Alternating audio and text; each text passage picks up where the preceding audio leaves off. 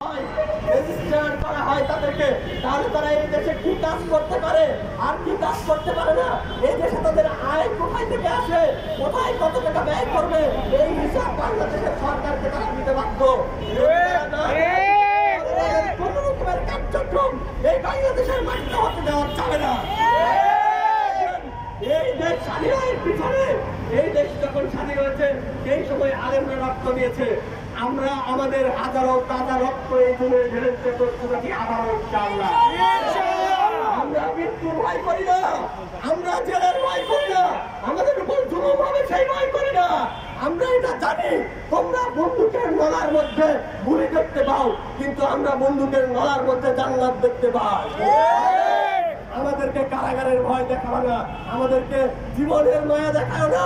আমরা বলতে চাই তারা এই দেশে কি করতে পারে, তারা এই দেশে ধর্ম প্রচার করতে পারে না, স্কুল এই দেশে ধর্ম প্রচার করতে পারে না, স্কুল এই দেশে পোশাক বিষয় বিতরণ করতে পারে না, স্কুল এই দেশে মন্দির উদ্বোধন করতে পারে না, স্কুল এই দেশে মসজিদের জন্য দখল করে মন্দির স্থাপন করতে পারে না।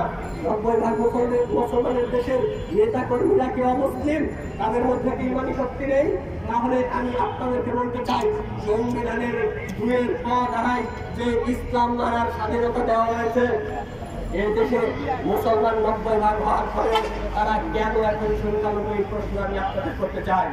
পরিশেষে আমি একটি কথাই বলবো, এদেশের গোয়েন্দা বিভাগ, এদেশের পুলিশ, এদেশের র্যাব, এদেশের আইন সংস্থা, এদেশের এখন বর্তমান উপদেষ্টা মন্ডলী, আপনারা এই দেশের নাগরিকদের ম্যান্ডেট নিয়ে নেতৃত্ব দিচ্ছেন। আপনাদের উচিত এদেশের জনগণের মনের কথা বুঝে নেওয়া। যদি আপনারা এদেশের মানুষের মনের কথা না বোঝেন তাহলে 5 আগস্টকে স্মরণ করুন, জনগণ ঝাঁটা পিটা করে আপনাদেরকে বিদায় করবে, কোনো সন্দেহের অবকাশ নেই। এদেশে ইসলাম এবং মুসলমানদেরকে নিয়ে আপনাদের